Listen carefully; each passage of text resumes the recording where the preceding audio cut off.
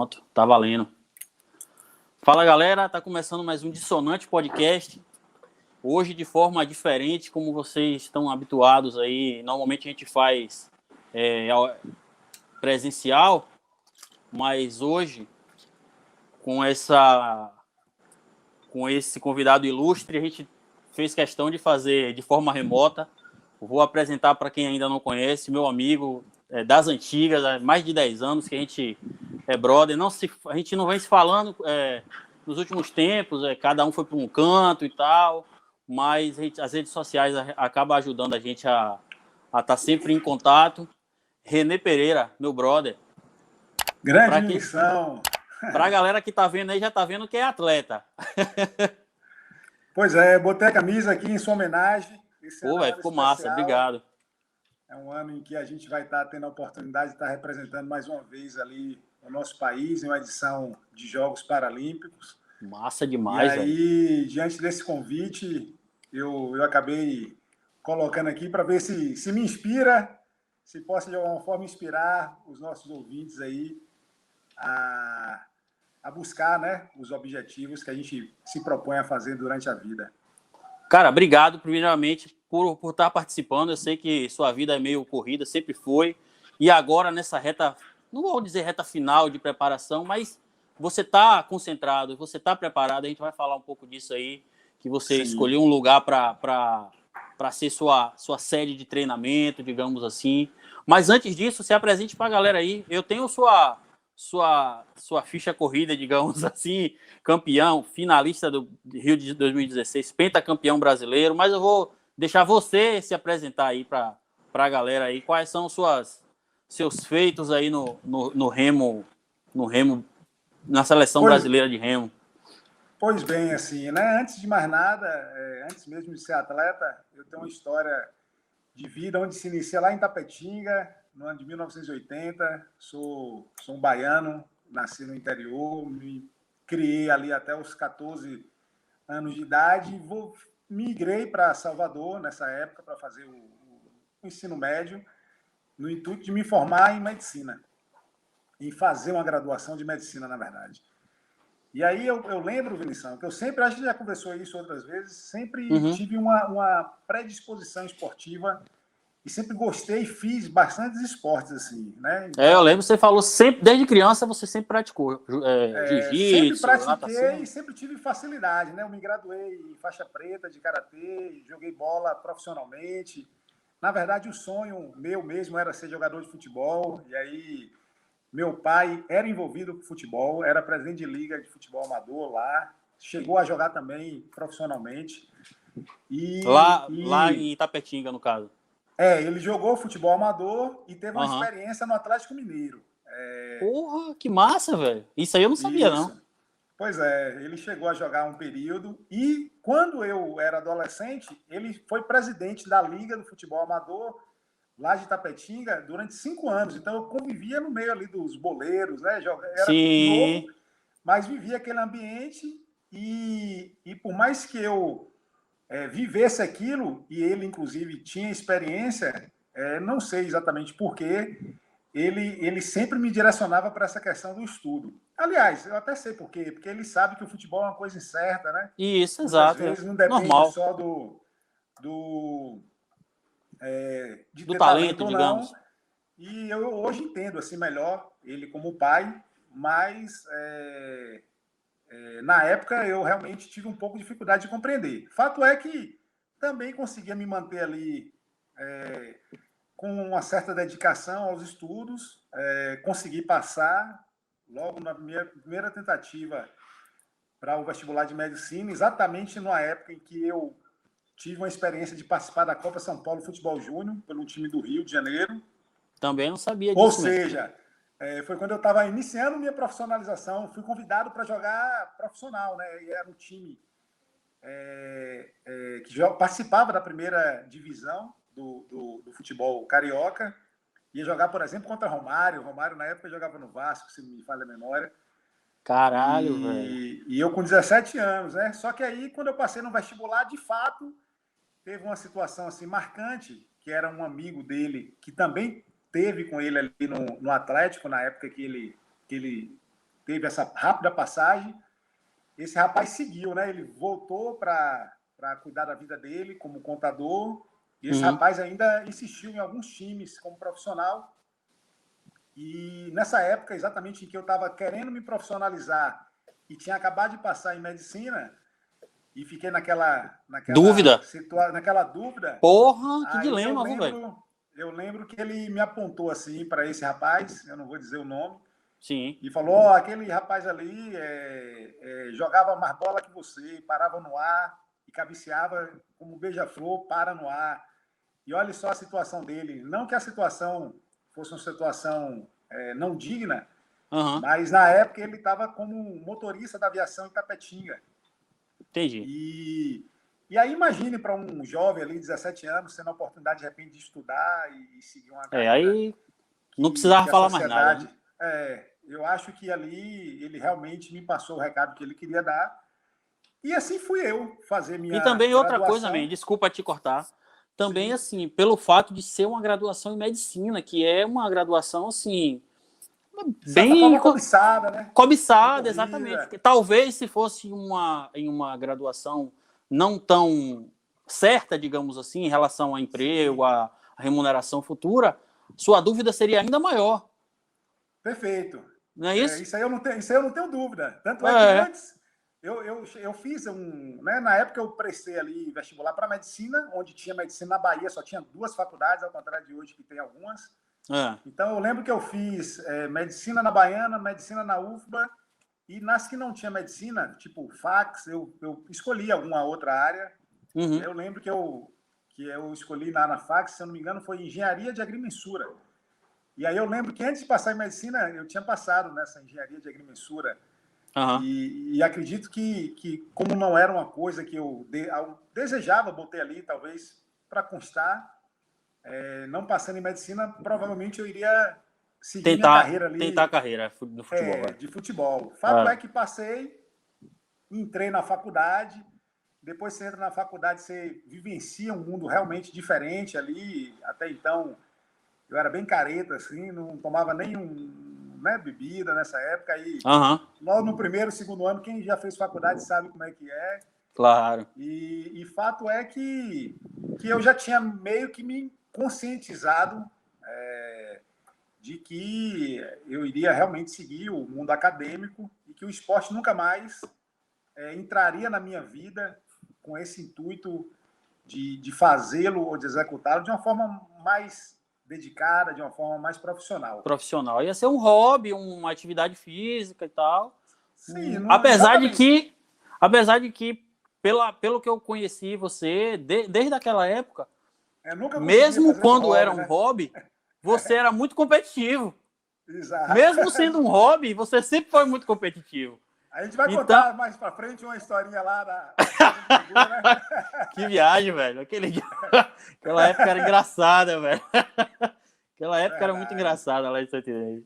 Realmente, eu sempre tive uma veia muito competitiva. E a melhor forma, eu acho, para quem tem esse tipo de personalidade, é exercer ela através do esporte mesmo, que é uma forma mais justa e saudável de você praticar essa competitividade, né? E fato é que assim, realmente eu me mantive jogando futebol, mudei um pouco a arte marcial, fui fazer um pouco de jiu-jitsu nessa época da faculdade, mas assim, né, confesso que já com aquela mentalidade mesmo de seguir minha carreira médica, né, sem mais nenhum tipo de envolvimento. E fato é que me formei em 2004, acabei sendo convocado pela Marinha logo ali, depois da formatura. Eu tinha acabado de passar na residência de ortopedia. Isso aí eu lembro, que a gente falava disso aí.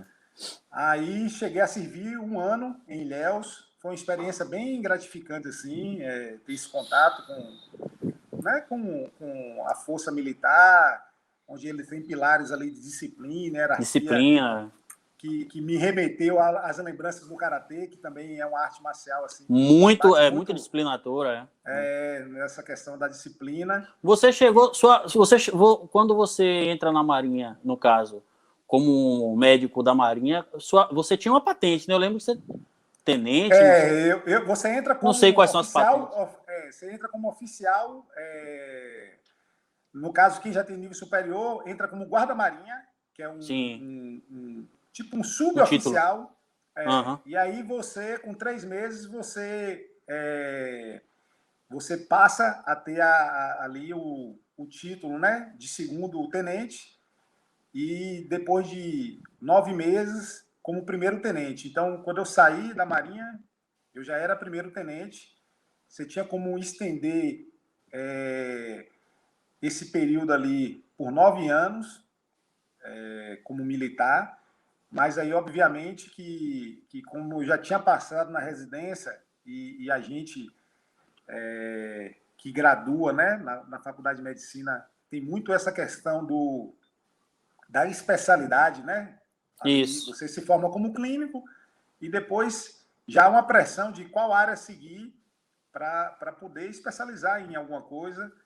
E a área que eu tinha escolhido era ortopedia. Aí voltei para Salvador, iniciei a residência e com 3 meses tive, né, a surpresa que mudou realmente a minha vida aí, que foi a lesão medular, Aí é onde loucura, velho.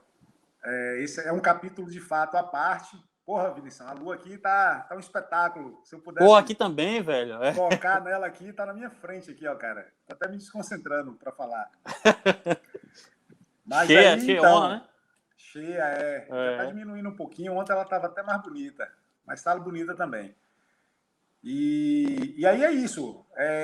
Em 2005, né, 2004 eu me formei, em 2005 estive na Marinha, em 2006 eu já fazendo residência médica, comecei a sentir uma forte dorsalgia, uma dor bem importante assim nas costas, e aí dava entrada na emergência, chegou-se a buscar ali um diagnóstico, foi feito o exame de imagem, como tomografia, visualizaram algumas hérnias, e aí fazia analgesia, eu voltava para casa, mas aí não dava 12 horas de relógio, eu tinha que voltar de novo para a emergência, e era uma dor realmente incapacitante.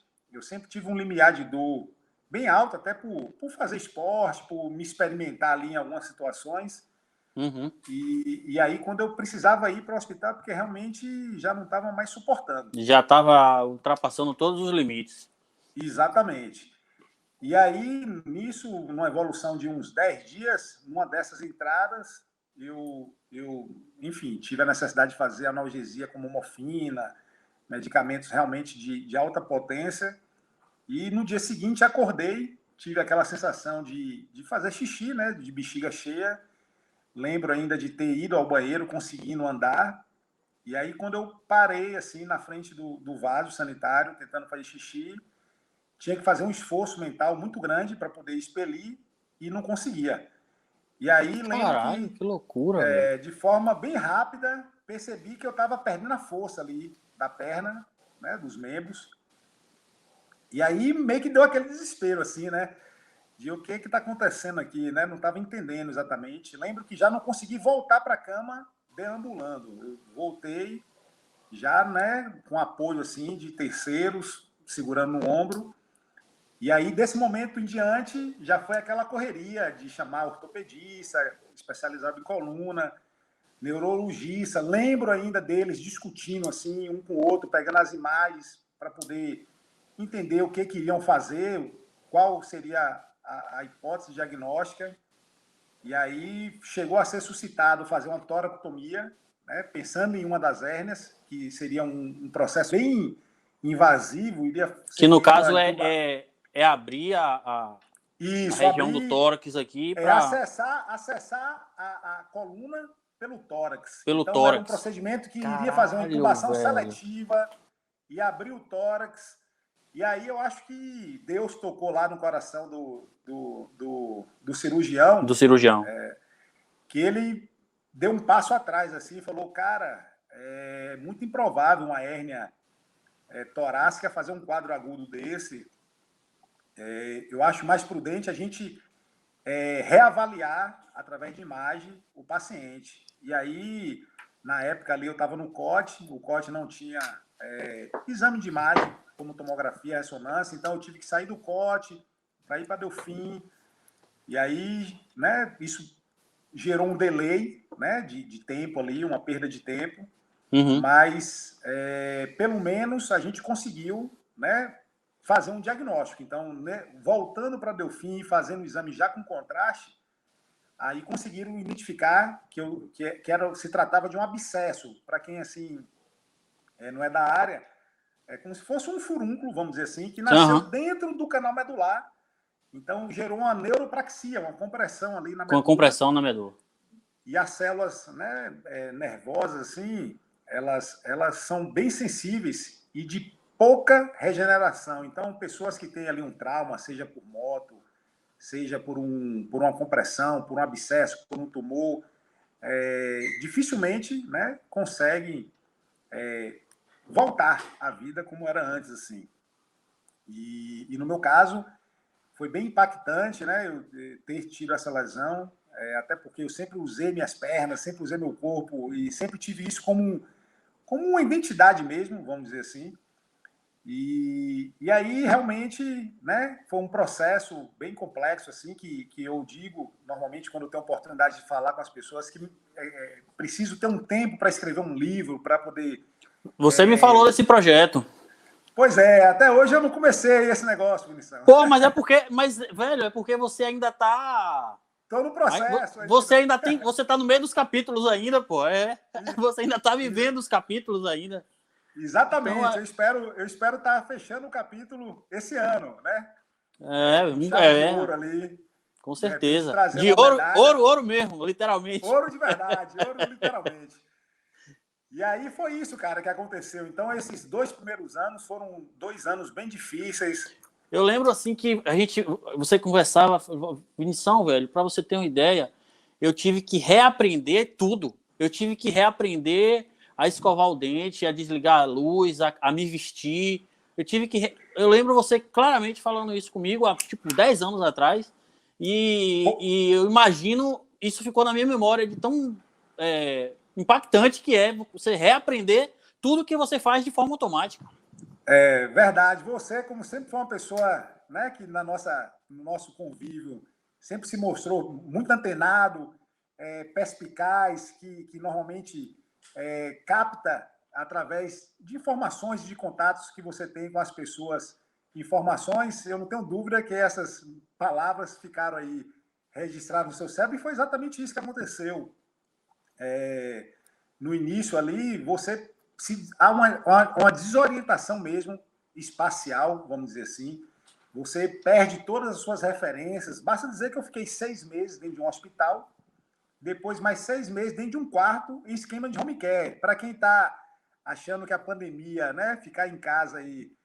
brincadeira. Imagine, velho. É difícil. Eu tive uma pandemia isolado, né? Hoje nós estamos passando uma pandemia coletiva. Eu tive uma espécie de pandemia sozinho, onde não tinha ali mobilidade, precisava de ter pessoas ao meu lado o tempo todo para poder trocar minha fralda, fazer as necessidades na cama, tomar remédio, tá o tempo todo sendo manipulado ali por algumas enfermeiras. Então, realmente foi algo assim... E um medo também, né, cara? Medo constante, assim, tipo... eu ficaria, eu sou meio medroso. Isso, exatamente. O que vai acontecer? E aí eu lembro, Vinição, que depois de um ano assim, cara, nessa situação, eu comecei a ter a oportunidade de ir para o SARA, que é um centro de referência, né? Que eu acho que todos conhecem aí, para reabilitar pessoas com lesões neurológicas. E lá foi onde eu comecei a sentar na cadeira de roda. A primeira vez que sentei na cadeira de roda, eu tinha medo de cair para frente, assim, né? Não tinha sustentação do tronco. A ideia de distância que você tem para os objetos, ela muda bastante. Assim, para você ter ideia, você com perna, se você vê um cachorro ali, você tem mais ou menos sua estratégia de... Isso, automático. Até tantos é um cálculo rápido. É um cálculo automático, o cérebro faz sozinho. Nessa circunstância, você tem que refazer todos esses cálculos, né? Você tem que reaprender aquilo.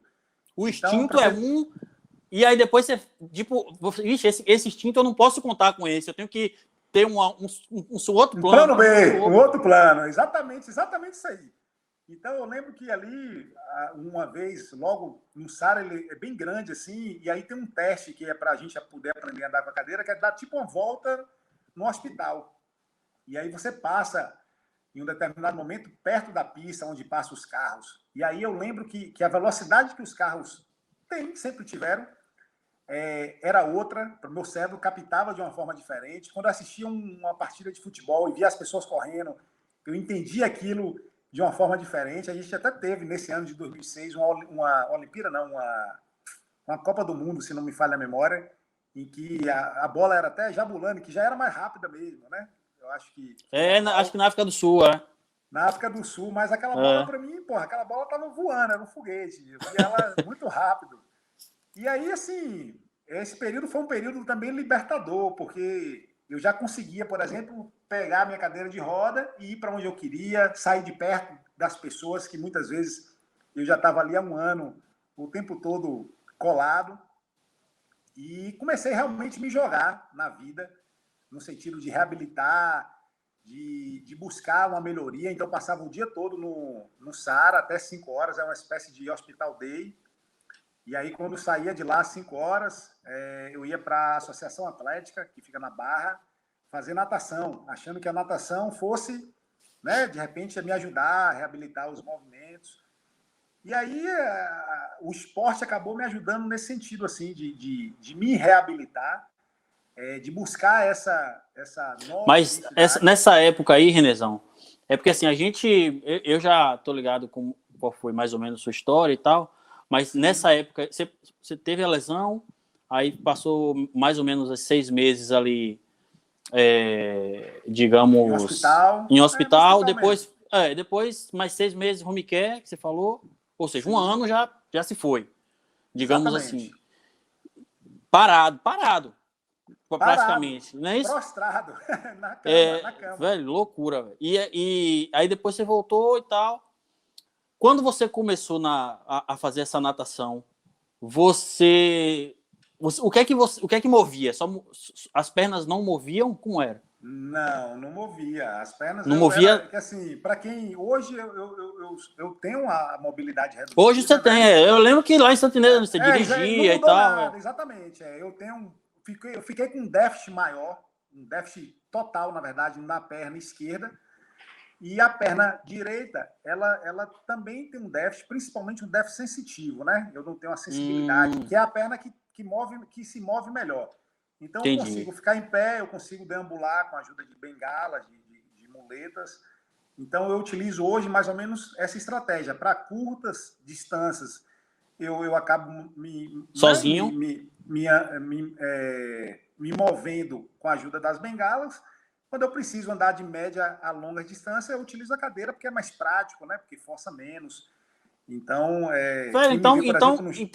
então mudou um pouquinho. Acho que talvez pelo fato de você precisar se preservar por conta das competições, porque eu lembro que lá em Santinês, naquela época, você meio que dentro de casa você ficava de boa, digamos assim, de boa que eu falo, sem as, É porque sem a as, gente se sem as via. muletas, Isso, a gente se não via é em isso? momentos de locais próximos. A gente descia ali, por exemplo, a casa de Bigu para jogar videogame. Então, era só Tem isso, descer no era tudo passeio e entrar na perto, casa. hospital, né? Exato. O hospital, Hospital, por tudo exemplo, corredor e tal, né? já era. No hospital já era de cadeira, né? Porque tinha que circular no corredor do hospital. No plantão, por exemplo, era na cadeira. Ah, Então, entendi. então é meio que essa estratégia que eu acabo utilizando da necessidade do quanto eu vou me mover. Do quanto vai se mover, é isso mesmo.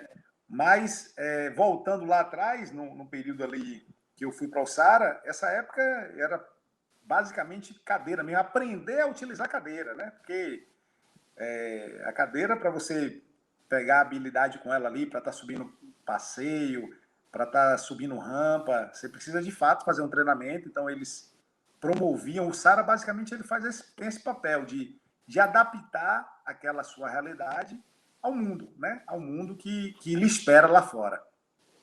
E Fora que, modéstia à assim, parte, aqui a gente não tem a cultura da acessibilidade, né, velho? Então, quase pois lugar é, nenhum é preparado, né?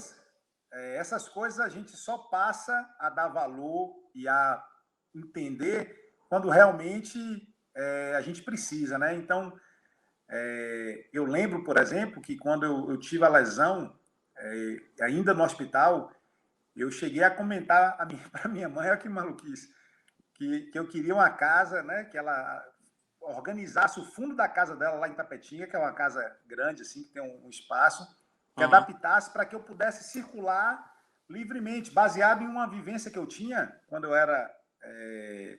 eu morava ainda em Tapetinga, que eu tinha uma vizinha que ela era cadeirante, Dona Isabel, e aí eu lembro de ir para a escola e todo dia eu ia, toda vez que eu saía de casa, na verdade, ela sempre estava na janela da casa dela, então eu acenava para ela acenava para mim, e quando eu já era adolescente, morando em Salvador, eu tive a oportunidade, já dirigia, tive a oportunidade de pegar Dona Isabel para dar uma volta em Tapetinga, né? Botei ela no carro e dei uma volta em Tapetinga, e aí ela passava nos lugares e falava, nessa época que eu andava, isso aqui era tal, de tal forma. E aí eu fiquei, quando eu tive a lesão, falei, porra, será que eu vou ficar daquele jeito, cara, de que para ver A uma lembrança coisa, associou, né, velho? Que para me ver loucura, uma né? coisa, eu vou ter que Sendo demorar um que tempão. não ia Só que no ser, meu tipo, mas caso, o cara, não na é. cabeça do cara, vem. Exato, veio aquela situação, mas eu acho que minha personalidade nunca ia permitir. Você que me conhece, eu, E isso, exatamente. assim, para você ter ideia, eu cheguei com 2 anos, mais ou menos, eu tinha um carro que não era ainda automático. Eu consegui andar dentro de Salvador, pegando as minhas pernas e botando na embreagem, eu botava com a mão, pegava, mirava na Você me embreagem, falou botava isso, velho. lá, Que loucura. e aí passava a marcha e puxava a Você perna. puxava, você puxava a E perna e o controle da o controle embreagem era com a mão. era com a mão. Eu Exatamente, o segurando a controle era com a perna. mão. Que loucura, E aí a velho. perna, às vezes, entrava uma espasticidade que, né, fica tremendo assim, aí eu tinha que controlar com a mão a espasticidade. E eu sei que consegui, acabei indo comprar um presente, né, para Priscila, que hoje é minha mulher. Acabei que era tipo uma festa comemorativa. Eu falei, bom, tenho que comprar um presente e não tinha quem levasse no dia. Aí o rapaz que dirigia para mim não estava. Aí eu sei que eu fiz essa aventura, corri Essa risco até de aventura. bater o carro, É. mas eu confesso que me deu ali uma autoestima, uma motivação de que o que realmente iria fazer a diferença na minha vida estava exatamente nos meus desejos, nos meus sonhos e realmente na minha disposição, né, para Não, estar mas fazendo assim, isso. nessa parte mental aí, velho, você sempre foi assim, muito forte, velho. Das conversas que a E gente teve, assim, eu falei, velho, superação, tipo assim, sempre um pouco a mais. E isso não lhe cansava. Você superava isso, você. Eu lembro que naquela época lá, que a gente se conheceu lá em Santo Inês, você vinha dirigindo de Salvador e tal, mas já era um carro já melhor e automático, tal, automático e tal.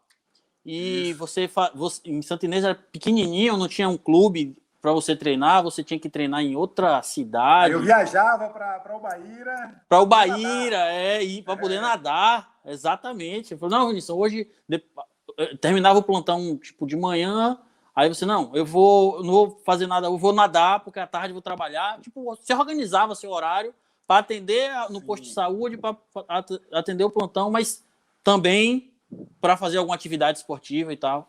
Essa experiência aí foi bom você tocar assim, que eu estava conversando ainda ontem com meu filho, né? Falando do que realmente é isso. Isso aí nada mais é do que disciplina, cara. Disciplina, e aí eu não sei se isso é intrínseco à minha personalidade, se foi moldado lá na época do Karatê, em que momento exatamente, se foi a criação, não sei. Eu sei que disciplina é exatamente você fazer aquilo baseado mais na razão do que na emoção, que muitas vezes você não está com vontade de fazer, o corpo não pede, É mas isso, se velho. você tem realmente um objetivo e uma Se meta sempre a ser você esperar a cumprida, motivação, você não vai fazer. Em algum momento você não e vai fazer. exatamente. Em algum momento E você aí não vai estar você tem que se motivado. propor a fazer aquilo que você se, né, destinou a fazer, é mesmo contra a sua vontade. E aí, nesse sentido, realmente, isso me move, assim, eu percebo que eu preciso, na verdade, é como se fosse um vício, né? Minha mãe até fala que eu gosto, isso aí que você está falando, dessa dessa minha personalidade, que Inquietação, você, digamos assim. inquietação, eu percebo que me move, Vinição, e me faz bem, cara. Óbvio que cansa. Não vou dizer que eu sou né, um robô, né, Sim, um ser fora do normal, não. Mas eu confesso que prefiro estar nessa situação do que ficar como eu fiquei no ano passado. Por conta da pandemia, eu tinha me preparado para os Jogos Paralímpicos, né, que eu já tinha conquistado a vaga, e aí tinha me preparado, inclusive financeiramente, para apenas me dedicar ao esporte. Acabou que não pôde ser realizado os Jogos de Tóquio ali por conta da pandemia, e aí, por conta da pressão psicológica, eu falei, bom, já que eu estou preparado para uma guerra e a guerra que veio for outra, eu vou ficar em casa, né, resguardado aqui, até bom para poder conviver com meus filhos mais tempo e tal. E confesso, cara, que foi uma conduta errônea assim, que eu tomei na minha vida, é mesmo, de me velho? colocar nessa circunstância. Foi bom um mês, foi bom 2 meses, talvez 3, mas aí acabaram acontecendo algumas situações do ponto de vista familiar, né, da minha esposa, em que ela precisou se dedicar bastante à família dela por conta de problemas de saúde. Uhum. E aí eu fiquei ali preso com os meninos, comendo essa pressão aí de pandemia, de casa e não sei o quê. Cara, depois de 5 meses, se eu não tivesse pego esse Covid aí, que acabei contraindo, graças a Deus, né, passei por ele de uma forma satisfatória, eu realmente eu acho que teria pirado, cara. Como eu nunca não senti isso nem na época da lesão, né, de ter que ficar ali enclausurado assim. E aí me joguei de novo para a vida. Já tô, Que loucura, velho. diria bem tranquilo do ponto de vista mental, do ponto de vista físico, com as escolhas que fiz. A gente ainda, antes mesmo de começar aqui o bate-papo, eu estava lhe explicando que eu montei ali depois dos Jogos Rio 2016 um centro de treinamento em Pituaçu, que era exatamente para me dar a condição de ter contato com a água. Meu esporte, para quem não sabe, é remo paralímpico, então eu preciso de água. E eu cheguei a níveis assim de ranking mundial, né? Atualmente não, desde dos jogos eu estou ali entre os 5 melhores do mundo, representando o Caralho, que top, país. viu, velho?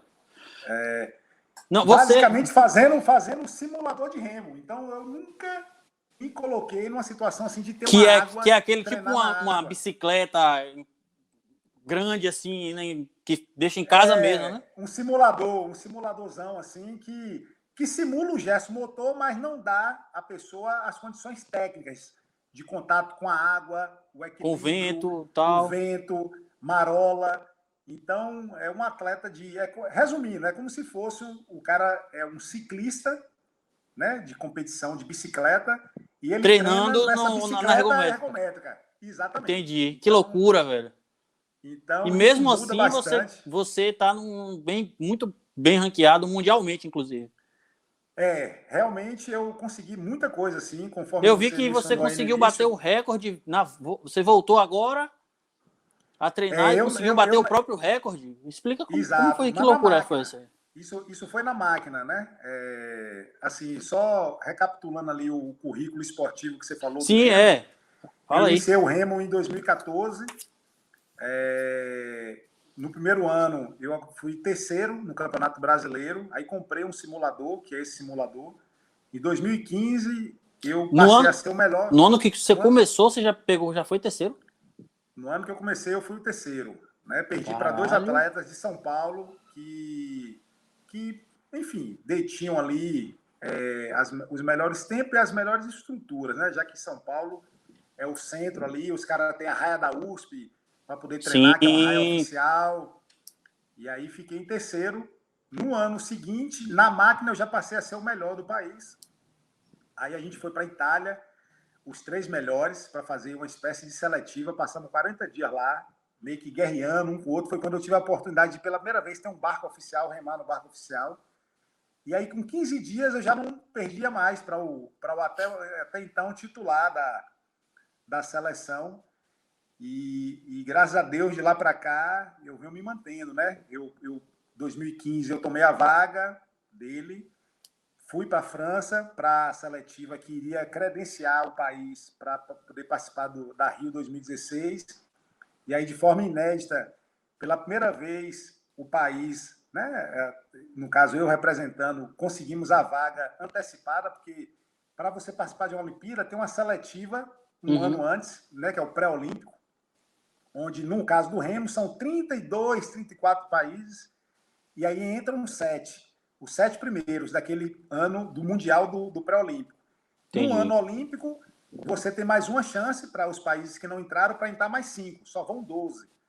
Então, o Brasil já tinha ido, né, em outras Olimpíadas através desse outro atleta, mas sempre na repescagem. Na repescagem.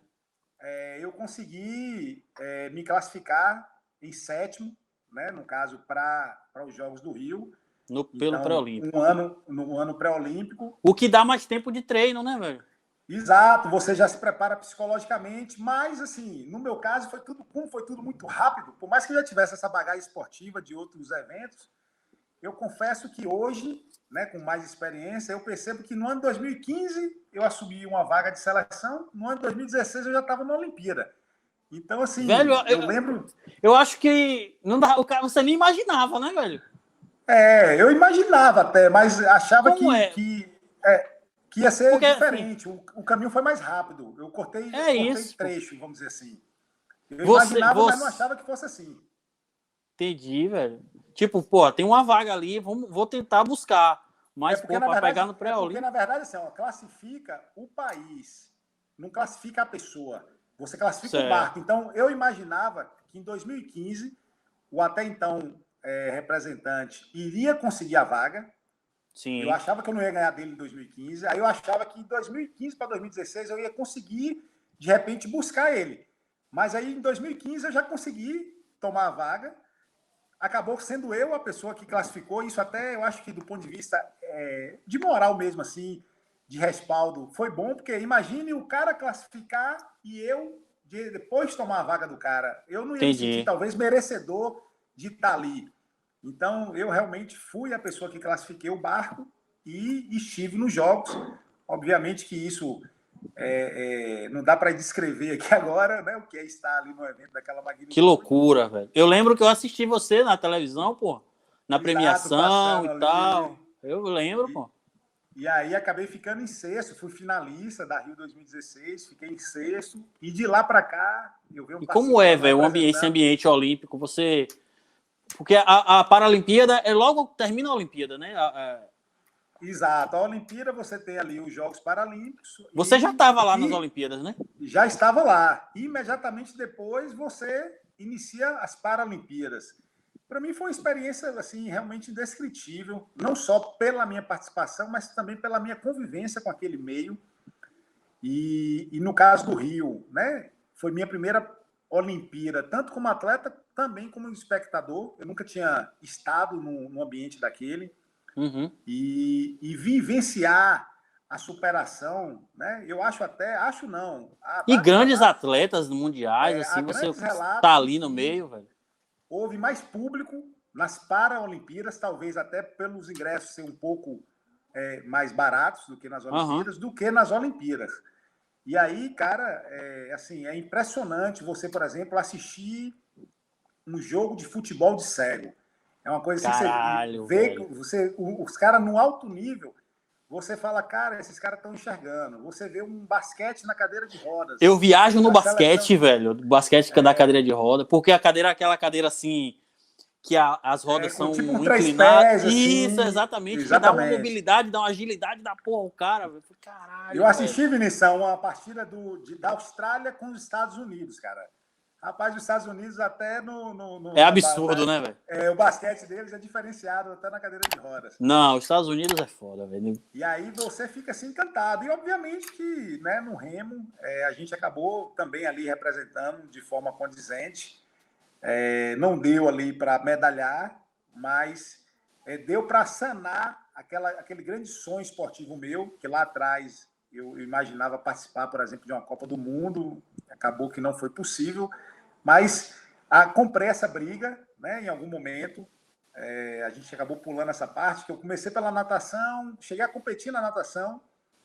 Então, a gente tava falando, eu ia voltar, mas já que você voltou, vamos voltar. Você começou pela natação. Isso, na época ali que eu falei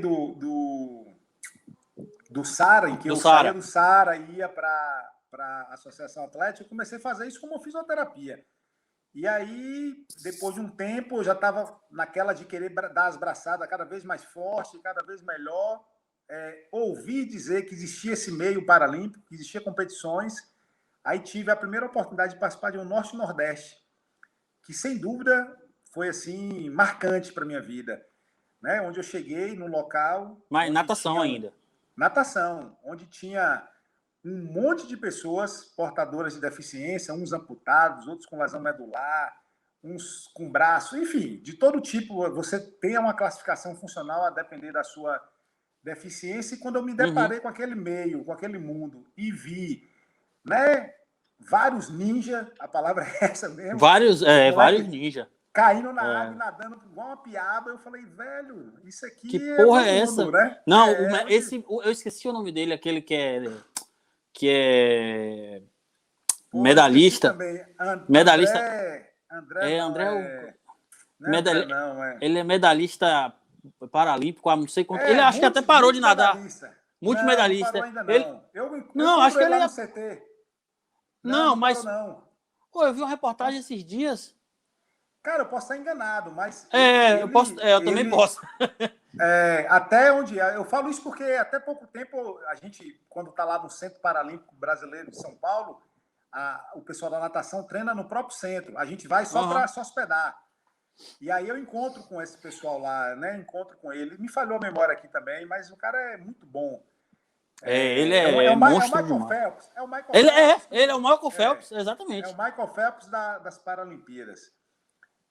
Enfim, sim, mas esqueci, a gente estava talvez falando... tenha o nome dele. E aí foi isso, cara. Eu meio que vi aquele meio ali, aquelas pessoas, alguns até em que, visualmente falando, eu percebia estar pior do que eu e fazendo coisas incríveis. Eu falei, cara, tá na hora de não, né, me lamentar mais pelo que está faltando e buscar aprimorar o que ainda me restou. E aí foi nesse meio que eu comecei, através da natação. Cheguei a beliscar uma medalhinha lá de bronze na prova de 50 metros, uma prova de explosão. Eu participei de 2 provas, uma de 50 e uma de 100. A de 100 acabei não medalhando. E aí, pouco tempo depois, eu conheci o remo, né? E vi que para o meu biotipo, isso em 2012 mais ou menos, para o meu biotipo, que na natação eu nunca fui né? Eu sempre fiz esporte, mas nunca fui um bom nadador, assim, nunca gostei muito de natação. E aí fiz mais por conta da lesão, como fisioterapia. Mas percebia que meus ossos, né, são pesados, que afunda. Meu biotipo talvez não é um biotipo mesmo para ser um nadador. E já no remo, quando eu sentei no simulador a primeira vez, em 2012, em que eu ali fiz a tração, o cara olhou assim para mim, o cara que até então né, tinha uma escolinha ali no DIC, pelo olhar dele eu já percebi que ele me viu com potencial. E aí foi só questão de tempo mesmo, né? Eu, na época, estava cuidando de outras coisas. Foi na época que eu casei, tinha tido filho. Então, eu me organizei antes de entrar de cabeça nesse meio, que isso foi em 2014, onde a gente, né, volta ao que a gente estava dizendo, que eu tive aquela primeira participação, fui terceiro, 2015, assumi, participei da Rio. Eu achava que participar das Olimpíadas iria me criar, vamos dizer assim, realização do meu sonho de estar em um grande evento e iria encerrar por ali, mas é um vício, cara. E aí... Só foi um gatilho a mais. Só foi um gatilho. Quando participei, eu falei, cara, então agora eu acho que eu quero mais fazer o ciclo, né? Eu até fiz uma pós de medicina do esporte. E aí existe alguns relatos, existe estudo, na verdade. Para você ter ideia, um atleta olímpico, para ser medalhista, os estudos mostram que ele vai durar ali, ele vai precisar de 7 a 8 anos para chegar ao topo. E o esporte paralímpico, existem estudos que mostram que de 5 a 6. Então, assim, de fato, eu agora estou indo para uma segunda Olimpíada, em que também classifiquei de forma antecipada, dessa vez em Linz, na Áustria, em 2019. De 2016 para cá, eu consegui estar sempre ali entre os 5 primeiros, às vezes belisco uma medalha, né, tive uma oportunidade, por exemplo, em 2019, na Copa do Mundo, ser prata, num campeonato na Holanda. Às vezes, Você também em foi campeão quarto. sul-americano, não é Sou isso? bicampeão sul-americano. Estou Bicampeão indo semana que sul-americano. vem. Estou indo semana que vem participar. Vai ser o primeiro evento pós-pandemia. Vai ser no Rio de Janeiro, né? O sul-americano, dia 9 e Porra, não 10. sabia não, velho. É um evento que vai ter, antes das Olimpíadas, vai ter esse sul-americano, vai ter uma Copa do Aí, Mundo na esse Itália. evento, claro que o cara sempre vai para ganhar, para medalhar, como você falou e tal, mas você já trata como uma preparação para Tóquio. Sim, né? Não deixa de ser, e a gente, como atleta, precisa se experimentar. Eu estou com saudade até, né, de me colocar ali à prova, de sentir aquele frio na barriga, de se alinhar numa raia, né, e olhar para trás e ver que, porra, é água pra caramba. E aquela adrenalina, né, velho? Aquela adrenalina da galera do lado, dos competidores e tal. Exatamente, é de fundamental importância isso aí, cara. Porque, assim, atualmente eu consegui, né, nesse local que eu estou aqui, encontrar, me reencontrar, vamos dizer assim, com a vontade de treinar, porque eu estava, no ano passado eu perdi um pouco o foco, assim, então eu estou com foco, estou me alimentando bem, eu estou realmente Como é, criando velho? boas Como é expectativas. sua rotina aí? Porque, assim, eu imagino que em termos de hora de sono, alimentação, tem que ser tudo regradinho, né, velho? De janeiro para cá, eu me comprometi comigo mesmo de que eu ia dar o meu melhor, né? Para poder performar, né? Para poder ter uma boa performance. E aí cortei os excessos que eu me permiti no ano passado. Uhum. E até então eu tinha muito tempo que não me permitia por conta do negócio de esporte, quando eu vi que o cenário tinha ficado escuro e que a perspectiva de evento era nenhuma. Aí eu fui tomar um drink, fui comer Eu coisa que eu ia não que ia posso. perguntar. Se permitir que você fala, tomar um drink a mais, ou ir, sei lá, ir para uma festa e ficar até mais tarde, digamos assim. Exatamente. Eu meio que soltei a rédea, vamos dizer, mas aí, né, com o reiniciar de um ano novo e com a perspectiva de que a gente vai ter sim os jogos, isso realmente me motivou a voltar para a Baia, vamos dizer assim. É certo, né, velho, que vai ter. Rapaz, vai ter. E eu acho que é uma boa oportunidade do mundo dar uma resposta ao vírus, assim, cara. Eu acho que a gente não pode paralisar tudo. Eu acho que já estamos tendo também experiência aí, até com esporte de contato, o próprio futebol aí, nosso Mengão. Porra, né? Campeão, caralho. Campeão aí, brasileiro. Agora, a gente viu que é possível fazer, ainda mais no esporte, assim, no meu caso, a gente não tem contato físico, né? Então, eu acho que com os protocolos de segurança é possível sim. E assim, o fato de ser também no Japão, o Japão já é bem disciplinado em relação a essa questão do distanciamento, do uso de máscara e tal. Então, talvez se desse o azar de ter sido em outra... Foi um investimento muito alto, né? Pra você ter tanto que eles forçaram para ter no ano passado e acabou não dando certo, né? Eu digo a organização do país. Isso, no ano passado estava tudo ainda muito, muito obscuro, né, em relação ao vírus, o que é que realmente se tratava isso aí. Mas eu acho que agora a gente já tem obviamente que a melhor solução ainda é o distanciamento, é o isolamento, é a vacina, mas a gente já sabe manejar um pouco melhor, já sabe os riscos assim que existe, e eu acho que com os protocolos dá sim para poder ter um evento. Eu também acho. E fazer, inclusive, o mundo voltar a ter, né?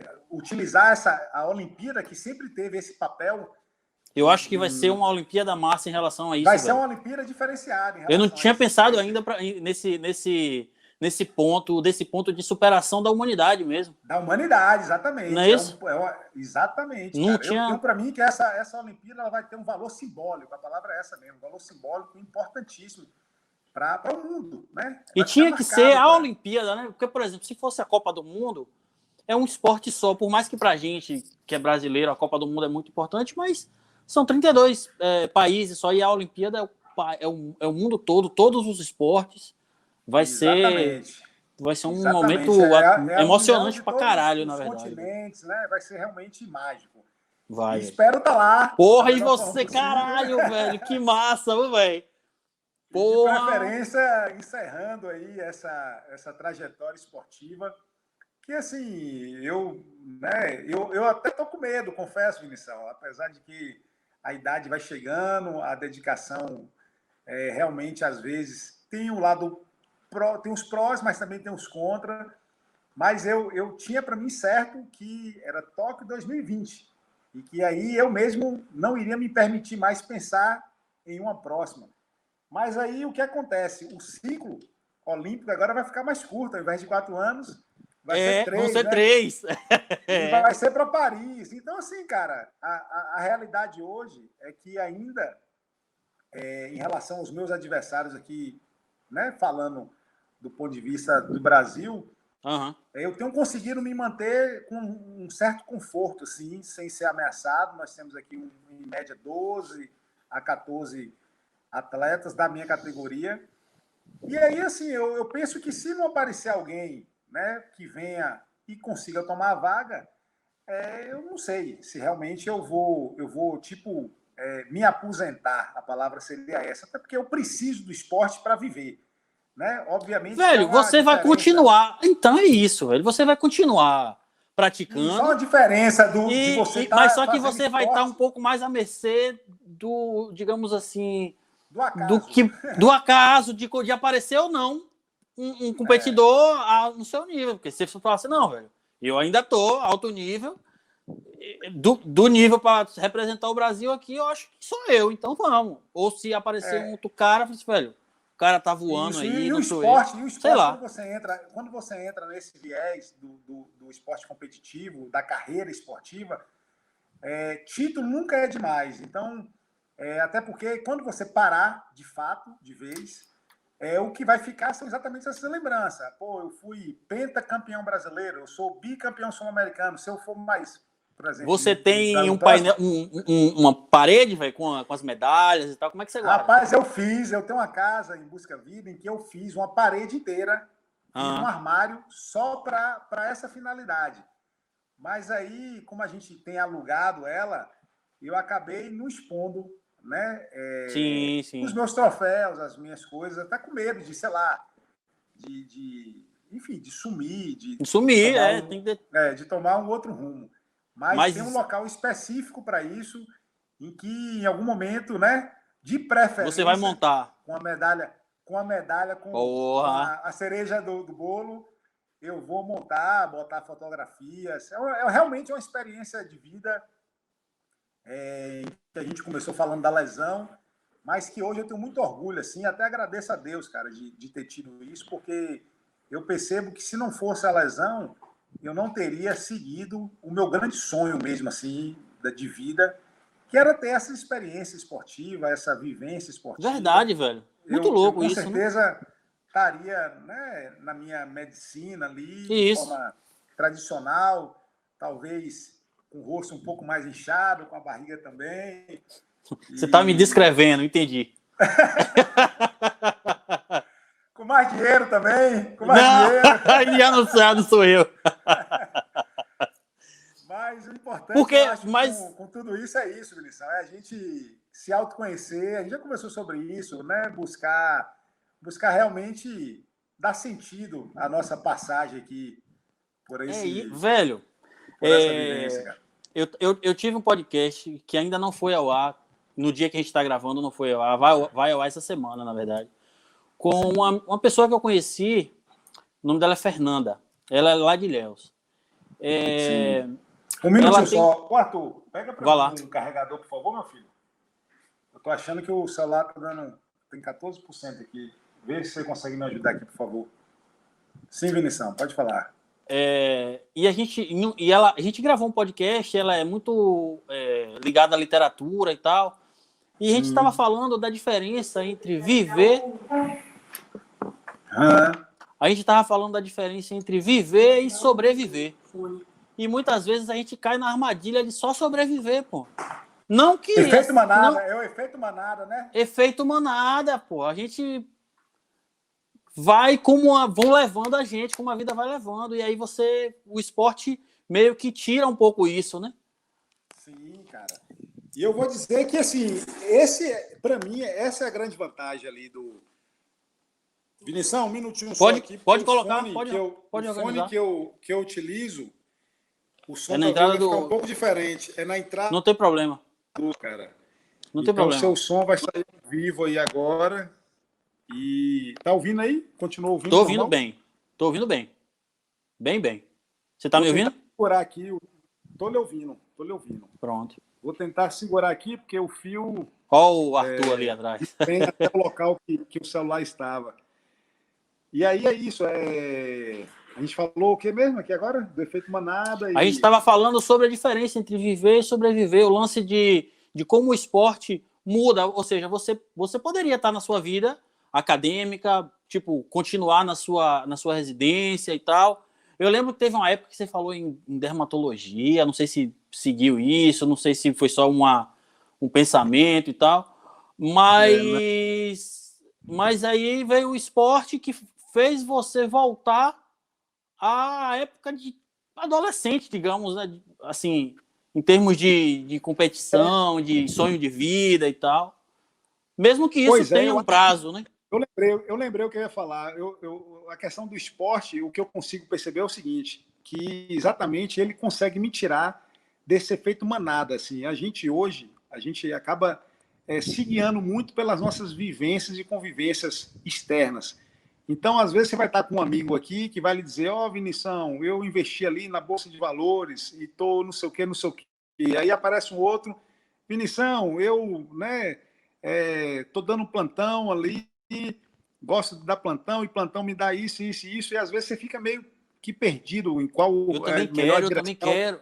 Eu também quero, exatamente. Aí É, quando eu vou na questão do esporte, é como se eu visse, eu consigo às vezes ter a sensação de que o mundo está passando aqui, vrr, né? Todo mundo correndo numa direção, e eu simplesmente consigo sair daquele turbilhão ali e entrar numa linha de trem que me leva para um lugar muito mais tranquilo, muito mais feliz, e não consigo, com essa decisão, ter o sentimento que é um sentimento muito ruim, que é o sentimento de culpa, né? De que você está fazendo alguma coisa errada, de que você não está fazendo, deixando de fazer alguma coisa. E aí, pelo contrário, é como se eu me reconectasse comigo mesmo e consigo, com isso, dar mais sentido às coisas que eu me proponho a fazer, fora o esporte. eu vou te falar que às vezes eu tenho esse sentimento aí, velho, de. Não é de culpa, mas, por exemplo, quando eu decido, por exemplo, fazer um investimento em mim ou em algum lazer para mim, como está sendo o podcast agora, que eu não estou ganhando nada, só estou gastando, que é muito caro as câmeras, os equipamentos, o aparelho de som, iluminação e tempo para gravar e convidar, fazer convite para a galera. Uns dizem não, outros dizem sim, organiza e tal, e posta, e muitas vezes tem visualização, não tem. E eu não ganho nada para isso. E aí veio aquele sentimento. Eu falei, velho, eu tô gastando muita energia nisso aqui. Tá me fazendo bem pra caralho, tá ligado? Trocar Sim, essa ideia com você aqui, porra, me faz bem demais, pô. sim. Mas em algum momento já me veio, e tá cada vez menos, um sentimento de que eu poderia estar depositando minhas energias e até a parte financeira mesmo na minha empresa, ou na minha carreira, ou na minha. Falei, velho, então eu fico nesse vai e vem, sabe? Pois é, que essa nossa conversa sirva para você desmistificar qualquer tipo de pensamento nesse sentido. Até porque a gente fazer o que a gente gosta, se propor a fazer o que a gente nos faz bem, é um ato de coragem, cara. Porque Velho. realmente, às vezes, você exatamente acaba sendo guiado por esses sentimentos, por essas informações que lhe chegam através da mídia, através do mundo mesmo, de que o certo é. Isso a lesão me ajudou. Quem me ajudou isso foi a lesão. Eu tive muito uma dificuldade lá atrás, exatamente com essa questão, porque assim, o médico, como é que é o médico? O médico forma, o Uhum. médico depois que forma faz uma residência, depois que faz uma residência vai ter que casar, vai ter que ter um filho, vai ter que não sei o quê. E aí eu lembro que, A por exemplo, sociedade vai cobrando essas sociedade etapas. É. vai lhe dando essa cronologia. E aí, às vezes, quando você se vê um pouco fazendo algo diferente, você fica inseguro mesmo, a palavra talvez seja essa. Então, eu me lembro de uma vez que eu encontrei um colega de faculdade no shopping, eu sempre falo desse caso, né? Eu tinha mais ou menos uns 3 anos pós-lesão medular, e aí eu encontrei esse rapaz, e eu estava na cadeira de roda ali e tal, aí encontrei ele e falei, porra, e aí, cara, como é que tá, não sei o quê, aí ele olhou para mim, pô, Renê, tudo bem, tá fazendo o quê? Aí, quando ele fez aquela pergunta, eu lembro que eu tomei um pouco de susto, assim, do que responder. Né? Até porque ele estava me vendo ali numa cadeira, eu não entendi qual era o sentido da pergunta. Está fazendo o quê no sentido? Tá fazendo o que é que ele queria? Qual era o que a ele resposta que ele esperava? Exato. Qual a resposta que ele esperava? Eu falei, bom, ele está querendo. Aí eu falei, eu raciocinei assim de forma rápida e a resposta que eu dei, falei, porra, cara, eu tô indo para o Sara, aí quando eu saio do Sara, eu vou para a Associação Atlética, nado, né? Que é o que eu estava fazendo. Aí ele respondeu, falou, pô, eu fiz angiologia, né? Eu fiz Ele estava angiologia. esperando essa resposta. Tipo, eu fiz ortopedia. Exatamente. Aí eu falei, pô, cara, que legal, né? Legal. Sim. Mas, assim, ao mesmo tempo que eu achei a pergunta dele um pouco, talvez, inconveniente da forma que ele fez, ele me fez ter um insightzinho. Pouco depois eu cheguei em casa e fiquei pensando nisso. Falei, porra, velho, aquele cara me fez aquela pergunta, realmente, o que eu tô fazendo mesmo? Se alguém me perguntar isso de novo... Aí eu percebi que meu irmão, que é 3 anos mais novo do que eu, já tinha terminado medicina, já estava fazendo ortopedia, que o mundo realmente não tinha parado para me esperar, né, resolver meu problema. E aí, ao mesmo tempo que me deu aquele pensamento de, opa, calma aí, deixa eu também cuidar desse lado, e aí fui um pouco mais na frente procurando resolver esse outro lado, eu também tive essa percepção de que não existe o certo e o errado, entende, Vinição? Que o caminho quem faz somos nós, assim, no sentido de que as escolhas são nossas, cara. Não existe. Eu comecei a dar valor, por exemplo, a olhar um cara assim, e eu acho que você, se a gente observar, você vai ver, às vezes, um cara varrendo a rua muito mais feliz, cara, do que um médico que dá, sei lá, 20 plantões no mês. Entende? Então, eu acho que a questão da felicidade é uma questão mesmo assim de escolha, de você se identificar, de você se conhecer, de você saber o que lhe traz prazer. Obviamente que a gente vive num mundo capitalista em que o recurso e o dinheiro é algo que é necessário para a gente, claro, né, exato. obter algumas coisas, mas eu acho que a gente nunca deve deixar de fazer as coisas que nos faz bem, né? Se, por exemplo, você encontrou aí nessa atividade aí do podcast, que para mim é inédito, até a primeira vez que eu estou participando de um podcast, né? Um hobby, um lazer, algo que lhe traz bem, que você mantenha isso aí, cara. Eu acho que é bem por aí mesmo, assim, né? Que a gente... a gente fica na dúvida, porque assim, como eu estou te falando, a cada episódio que eu gravo, é um papo diferente com uma pessoa, ou com uma pessoa que eu já conheço e tem um tempão que eu não falo e está em outra onda, como é o nosso caso aqui, ou é uma pessoa que eu realmente não conheço nada, ou só conheço de internet e tal, e a gente começa a conversar e tal. E a cada novo episódio, digamos assim, eu vou quebrando um pouco isso. Eu falo, velho, isso aqui tá me fazendo bem, pô. Amanhã eu vou acordar cedo e vou para minha empresa e vou tocar todos os compromissos que eu tenho que fazer e tal. Mas a dedicação que eu puder dar a uma coisa que está me fazendo bem, eu vou dar. Entendeu? Até eu particularmente acho que é uma forma de você se conectar contigo mesmo, cara. Talvez é por isso que você, às vezes, você hesita e tem dúvida, talvez por conta dessa conversa que a gente teve, do efeito manada, do que o mundo fala, faça. Mas na hora que você faz e que você... Enfim, a gente aqui, por exemplo, está tendo uma experiência de relembrar, de ter uma lembrança de, sei lá, de alguns anos que a gente conviveu junto, um período. E aí, sem dúvida, que nem amanhã... foi muito tempo, né, velho? Mas foi intenso, né, cara? A gente, foi legal, teve foi uma massa. Vivência boa ali. Foi massa, boa, em que a gente, além de ter as nossas atividades, a gente acabava se encontrando para poder fazer aquela resenha do videogame, que era uma resenha importante, Aí Era teve o lance do engraçado. jiu-jitsu. Conte o lance do jiu-jitsu aí, Vinição. Velho, eu não vou lembrar muito, mas eu lembro que foi um lance assim. Eu lembro que foi na época da Copa do Mundo. Deixa eu ver se que... você lembra da mesma forma que eu lembro. Por isso que eu preciso que você conte primeiro.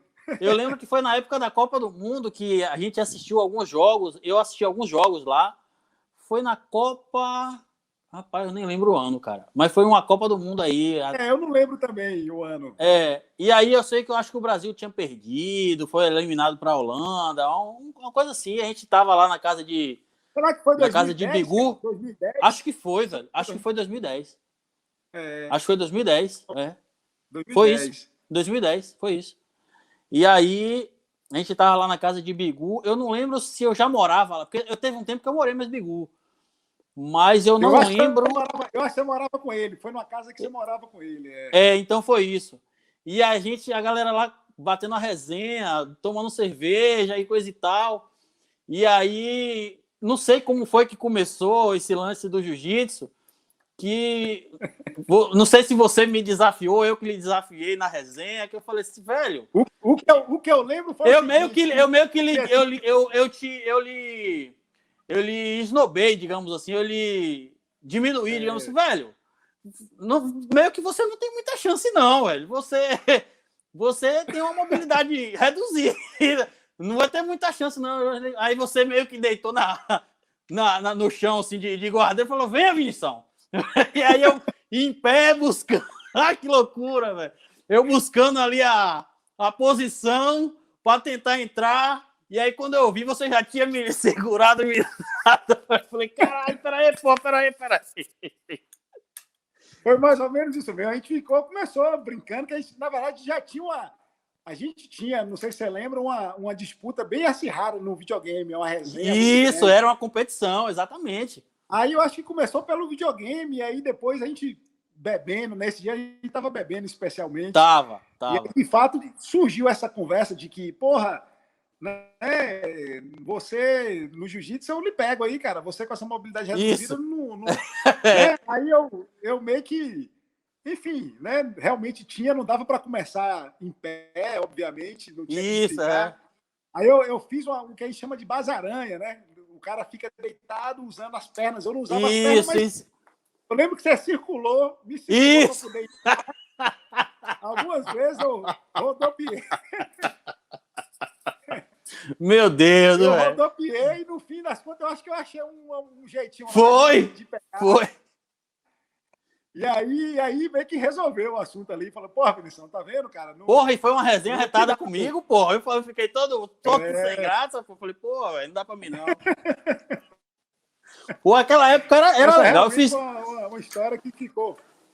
Eu fiz aquele pouco tempo ali que eu fiquei em Santa Inês, eu fiz, porra, amizades massa. Eu converso com os caras até hoje, André, Bigu, Ana de vez em quando vem aqui em Canavieiras, porque o marido dela tem família aqui, de vez em quando a gente se encontra aqui e tal.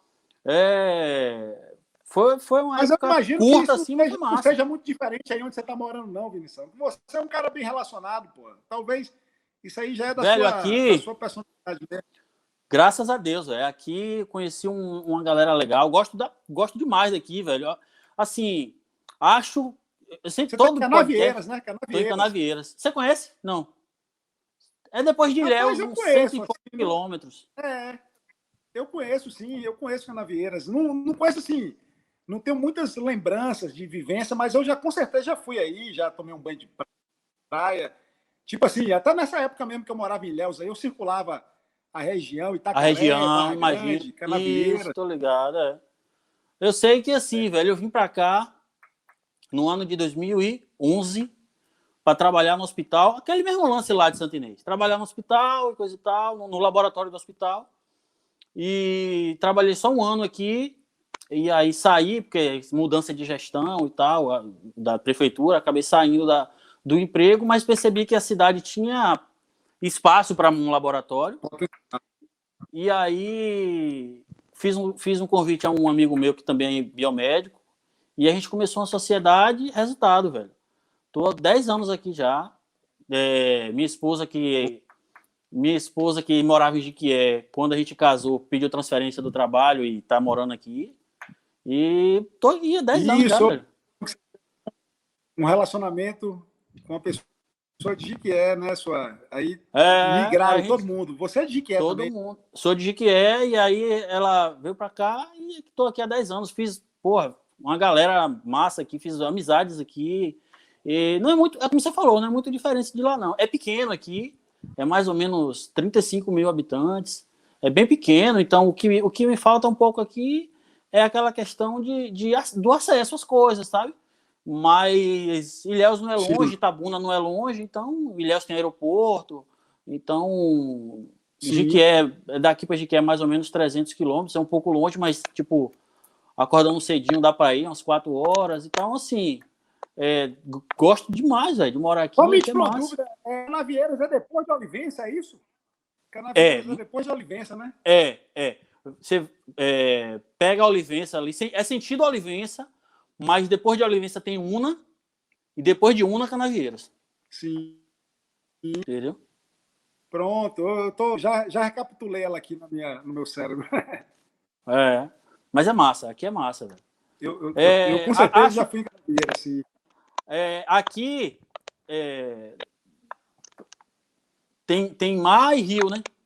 Então eu acho que quando você tiver a oportunidade de, sei lá, visitar aqui um dia, eu acho que você vai gostar porque é dessa parte da parte náutica, que o rio aqui é enorme, velho.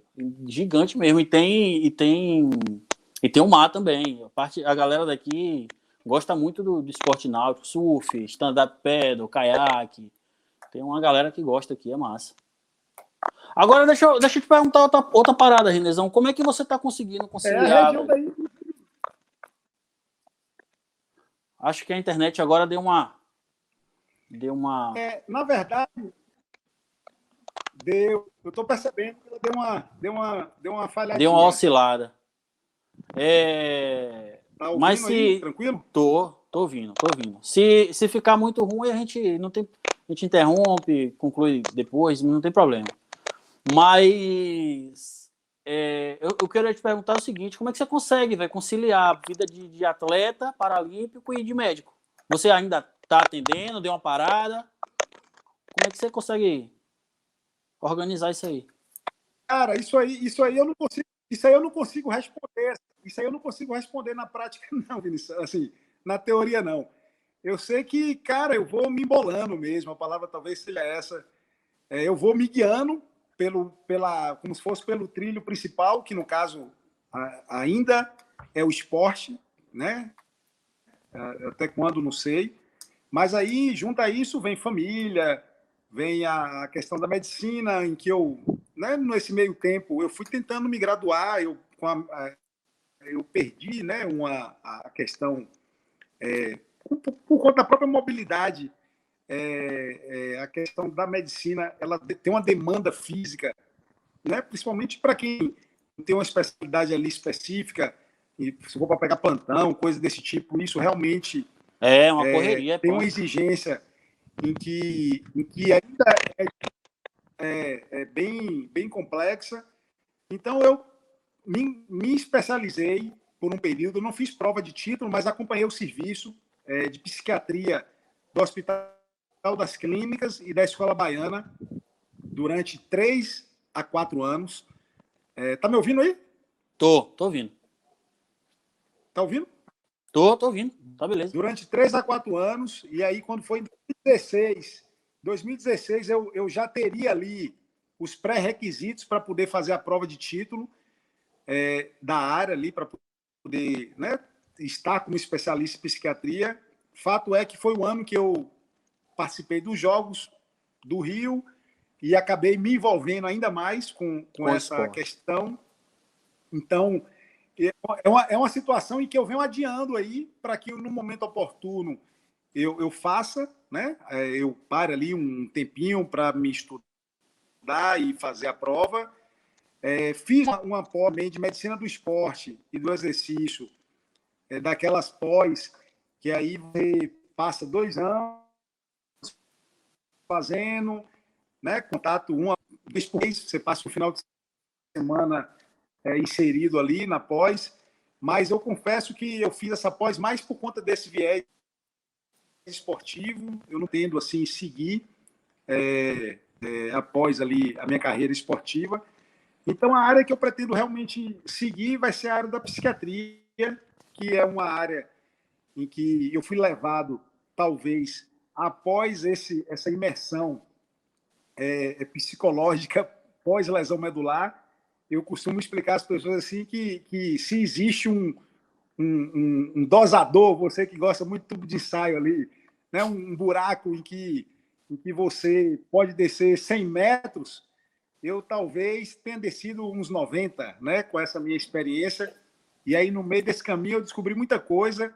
E aí, quando eu tive a oportunidade de voltar a mexer com medicina, assim, eu comecei a perceber que a minha intenção e o meu interesse era muito mais pela parte psicológica das pessoas do que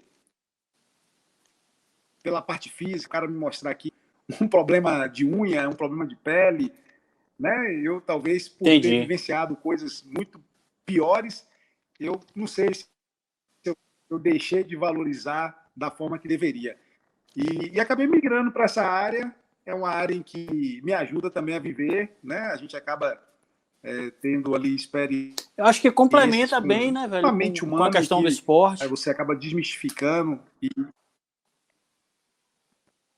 isso uma complementa a outra. Por um lado, o esporte também tira um pouco o estigma de que o médico psiquiatra tem. Então, né, quando eu tenho assim, a oportunidade de estar atendendo e que a pessoa tem um conhecimento de que eu lido com o esporte, de que eu represento o país, ele parece que olha diferente, assim, no sentido de que, porra, esse não é doido. Quebra a imagem, exatamente. Né, essa dicotomia. Velho, deixa eu te perguntar, velho. Você... E é isso, cara. E a família... Você... Sim. No esporte, é uma parada que eu às vezes eu vejo em alguns documentários e tal, nessa parte esportiva.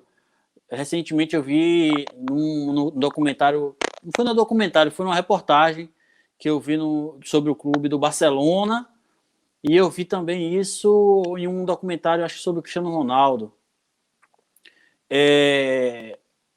Não sei se você já teve contato com isso e tal.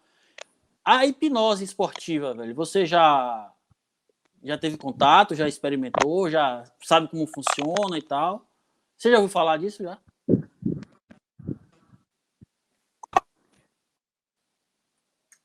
Rapaz, eu não saberia lhe dizer assim precisamente sobre a hipnose esportiva como uma técnica específica.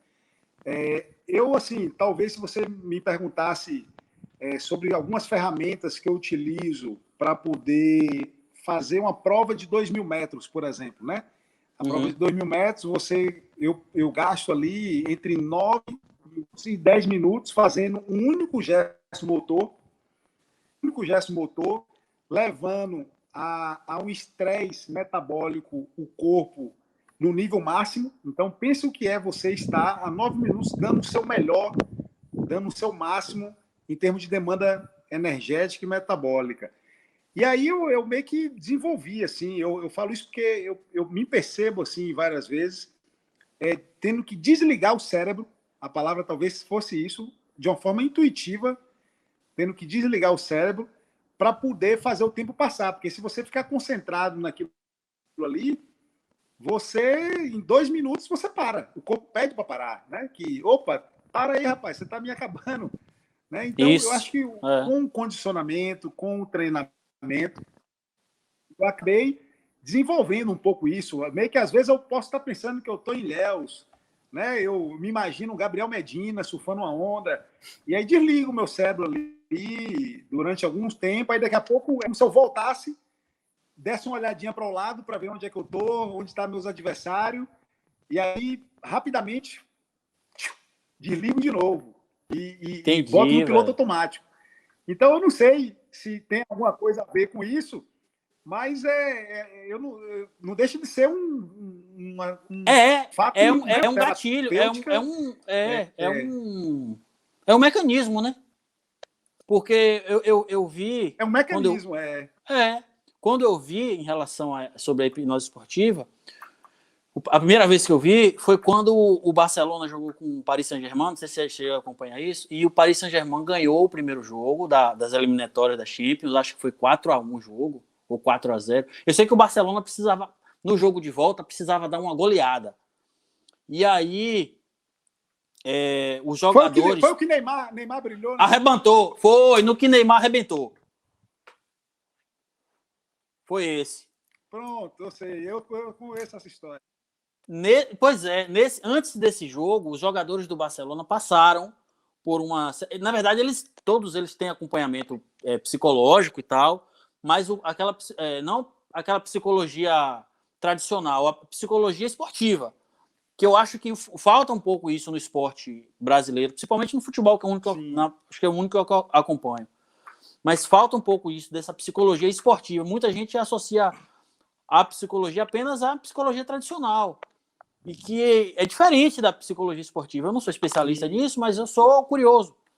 E vendo esse lance do jogo do Barcelona, antes do jogo do Paris Saint-Germain, nos dias anteriores ali, eles passaram por sessões mais específicas de psicologia esportiva, e uma dessas etapas, digamos, foi a hipnose esportiva mesmo, que como eu posso falar,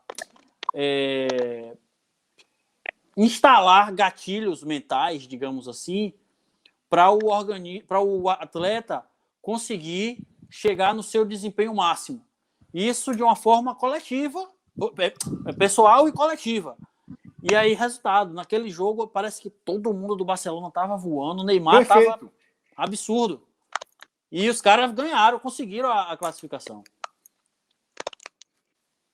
Eu vejo isso direto, assim, sobre... Isso eu gosto desse lance. Hoje, cada vez mais, talvez até no esporte olímpico, paralímpico, estão se dando muito valor mesmo, assim. Para você ter ideia, eu já lido com isso. Há algum tempo, eu fiz alguns cursos de iniciativa própria, assim, em que eu busquei esse tipo de informação, por achar exatamente que é uma coisa importante, por mais que eu já tivesse vivências, experiências de competição, de exame de faixa, eu percebi que não basta você treinar apenas o físico, você tem que treinar essa parte psicológica, porque literalmente não é para qualquer um. A pessoa, não. por exemplo, no esporte, eu já fiz vários esportes, eu vou dizer que todos, o pior que eu já fiz do ponto de vista de você falar, velho, eu tô indo para... A sensação do remo, de você dar um tiro de 2.000 metros, é de que você está indo para tomar uma machadada, né? Eu estou indo para a forca, que você sabe que vai sofrer. Independente do resultado, você vai ter que botar seu corpo no limite ali, que já é muito...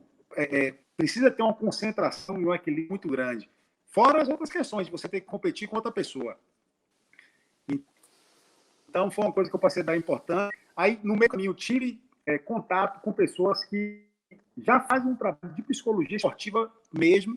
Isso tem um Pedro, né, que é um rapaz que a gente já vinha fazendo um trabalho, que são trabalhos, muitas vezes, você se conhecer, nessa parte aí era bem, mas outros de visualização, de você se ver no pódio, de você sentir o cheiro do dia. Isso, né? Isso aí tem. Se o dia estava nublado ou com sol. Isso, então, são técnicas... Porque o corpo vai lembrando. O corpo vai lembrando. De você seguir... É como se o corpo fosse lembrando daquelas memórias e ativando o que foi ativado naquele dia, digamos assim. Tipo, você foi medalhista, digamos assim. Qual foi a sua sensação naquele dia? O que é que você estava sentindo? Qual a roupa que você vestia?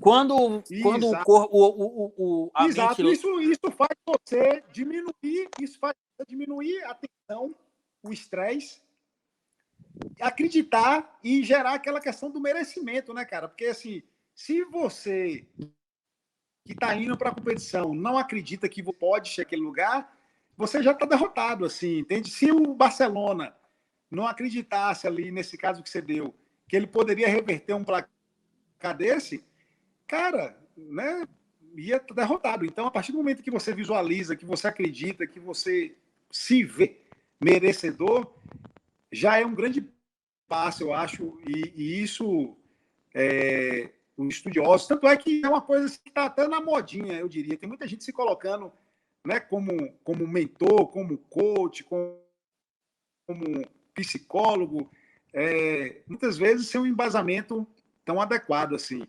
Mas eu acho que é uma coisa realmente a ser explorado, não só do mundo esportivo, né, como também no mundo corporativo, no Isso, mundo exato. empresarial, de você Com realmente certeza.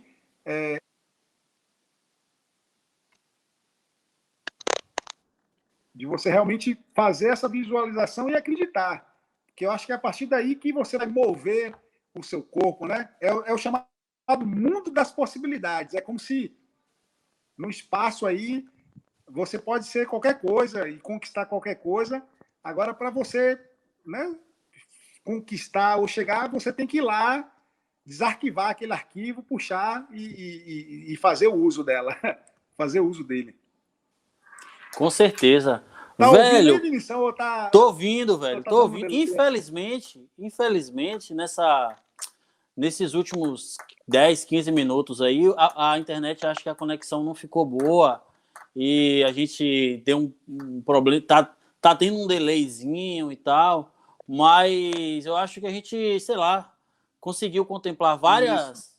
várias nuances assim, tanto do período de lesão quanto do período esportivo.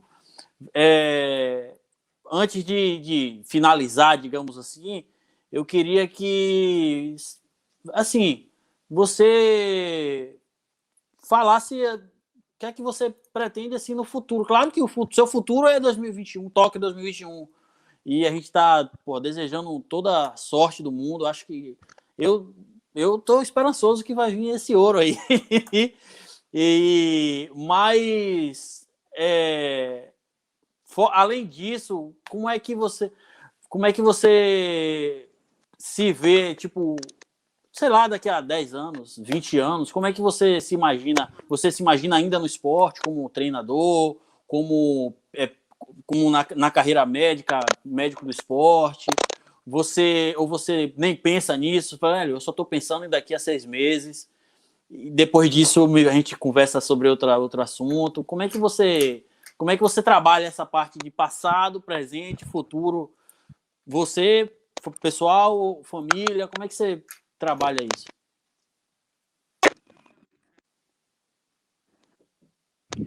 Bom, eu acho que realmente essa pergunta que você está fazendo aí é uma pergunta bem interessante, assim, bem legal mesmo. E é uma pergunta que eu sempre me fiz e me faço o tempo todo, assim, né? Às Eu vezes, também. para poder entender o que eu quero e qual é o verdadeiro valor de tudo isso que eu me propus a fazer. E a resposta que eu encontrei, assim, há um tempo já, que a sensação que eu tenho, né, é de que eu realmente, eu acho que de todo ser humano, a gente de alguma forma tenta, de alguma forma, imortalizar a nossa passagem à Terra. E eu acho que a forma que eu encontrei melhor foi através do esporte, assim, entende, Vinição? No sentido de que, para mim, quando eu olho para trás, eu sinto muito orgulho de saber, por exemplo, que eu sou o primeiro itapetinense de ter conseguido participar de uma Olimpíada ou Paralimpíada. Até pessoa nascida em Tapetinga tinha conseguido isso. Aí a gente, a nível nacional, eu passei a ser o primeiro brasileiro dessa categoria em uma vaga de forma antecipada para a Olimpíada. Aí passei a ser o primeiro brasileiro a conseguir pela segunda vez consecutiva, estar numa Paralimpíada. Eu sou o maior recordista de título brasileiro hoje em dia. Sonho e acredito, de fato, que eu posso sim conseguir uma medalha e realmente seria assim a cereja do bolo. E aí eu quero exatamente né, quando eu tiver mais velho, sei lá, com quantos anos, exatamente olhar para trás e ter essa sensação de que eu dei o meu melhor, de que fiz realmente algo que me motivava, que me fazia bem, e de que eu deixei um legado esportivo ali. E em algum momento, por alguma pessoa, vai ser acessado, né? Sei lá, daqui a, sei lá, 100 anos, alguém for buscar nos anais de Tapetinga, quem foi o primeiro tapetinguense que chegou a participar, vai ter lá, de repente, né, meu nome, para meus netos, para meus filhos. E eu acho que isso me traz uma sensação de conforto, assim, e de significado a toda essa história que eu me propus a fazer. Em relação ao futuro, eu nunca cuidei dele por completo, assim, no sentido de que, deixa a vida me levar. Eu sempre fui fazendo aqui as coisas que realmente me fazem bem-estar, mas eu sempre tentei ali administrando, seja a carreira médica, seja a minha família, de modo que espero chegar à velhice com um certo conforto, assim, para não estar também, né, matando cachorro a grito. Mas não fico também criando essas expectativas de que é necessário, daqui a 6 meses, eu estar em tal situação. Eu, daqui a 1 ano, eu até tenho um consultório na Barra, de estar ali atuando na Barra, atendendo tantos pacientes por dia, ou de repente, emendar mais um ciclo rumo a Paris. Eu acho que a gente tem que fazer as metas assim, de curto, médio e longo prazo. Então, obviamente que as de curto prazo, elas realmente passam a ter uma prioridade nas de média e, consequentemente, nas de longa. Então, a curto prazo, o que eu quero é exatamente viver um dia após outro, é acordar amanhã e me alimentar de forma adequada, com os alimentos que eu me propus a me alimentar durante essa semana, a não ficar focando no resultado, que eu acho que isso é uma coisa que prejudica também. Eu tenho que ser medalhista. Não, eu tenho que treinar, eu tenho que me alimentar bem, eu tenho que me manter aqui com certo cuidado para não me lesionar. Eu acho que o resultado vai ser uma consequência desse trajeto, né, que eu vou estar fazendo. Acho que estou no caminho certo, acho que fiz boas escolhas esse ano, de me isolar um pouco ali de Salvador, de buscar um refúgio. Eu estou aqui me sentindo como se estivesse num sítio, numa roça, né, com a lagoa ali na minha frente, onde eu tenho conseguido ter essa motivação de estar treinando diariamente. E acho que isso é consequência, né? Eu acho que buscar ou não, trazer ou não essa medalha vai ser uma consequência, mas eu quero, pelo menos, quando tudo isso acabar, no caso, falando de Tóquio, eu ter a sensação de que eu fiz o meu melhor. Eu acho que essa sensação eu não tive na experiência que tive do Rio, não vinha tendo ao longo dos anos passados aí com os mundiais, de chegar lá, depois da prova, olhar assim para o cara que ficou em primeiro e falar, porra, meu irmão, eu consigo ganhar desse cara. Mas aí ficar me lamentando porque não tem uma raia que os caras têm, não tem os barcos que os caras têm, não tem aquela estrutura que alguns países eu sei que tem de uma forma bem maior do que a minha. E aí até a questão financeira também, né, velho? Condições. Até a questão financeira de apoio, financeira, porque infelizmente no Brasil realmente...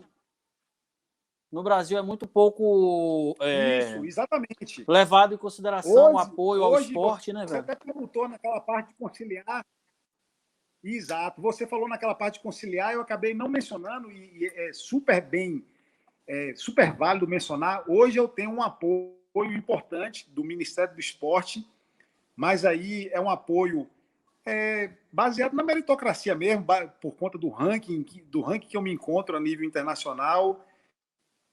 Né? Mas para você começar a dar o pontapé inicial, é muito difícil você chegar na alta performance, porque você sai do zero, assim, tendo que custear alimentação, tendo que custear equipamento, tendo que custear tudo. Então, eu comprei essa briga lá atrás, graças a Deus consegui, né, ter um bom desempenho, e hoje eu tenho um apoio assim, do Bolsa Atleta, né, que é um programa de incentivo ao esporte, mas que, confesso, é muito aquém, né, para você se manter exclusivamente se dedicando a um esporte de alta performance, principalmente se você comparar com futebol, por exemplo, né, onde a realidade é outra. Então, o esporte amador, que chama o esporte olímpico paralímpico, hoje, basicamente, você tem esse viés, né, do programa ali, do governo federal, que até para poder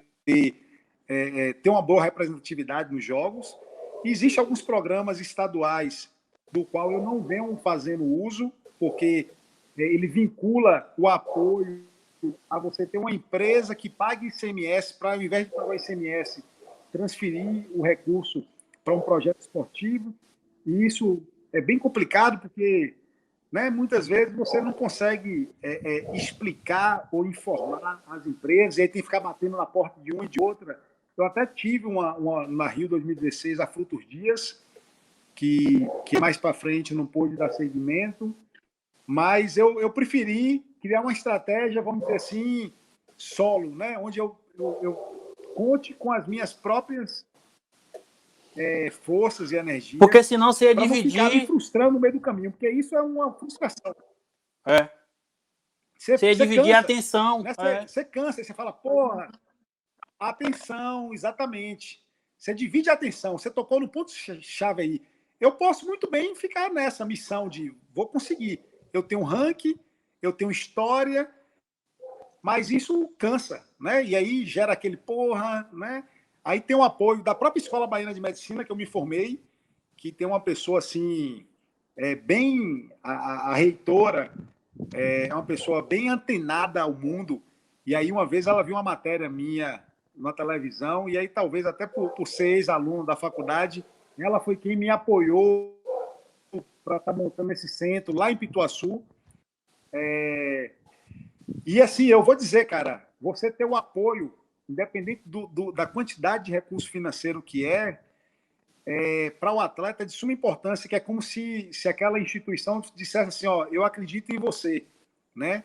E aí, quando você está treinando, quando você está ali no dia mais difícil, porque nem todos os dias são glórias, é o contrário, né? É muita ralação para poucos minutos de glória. Você exatamente se fortalece nisso, assim, de falar, porra, meu irmão, a Escola Baiana ali de Medicina acredita em mim, investiu, aqueles colegas e amigos torcem por mim, né? Comemoro ali quando eu tenho um êxito. E é muito difícil essa questão do patrocínio, assim, é muito difícil essa questão do patrocínio. Porque, por exemplo, digamos assim, eu tenho empresa. Isso é. Digamos assim, eu tenho empresa, por exemplo, pequena, microempresa. Em relação ao patrocínio, tem duas formas de você hoje apoiar um atleta, né?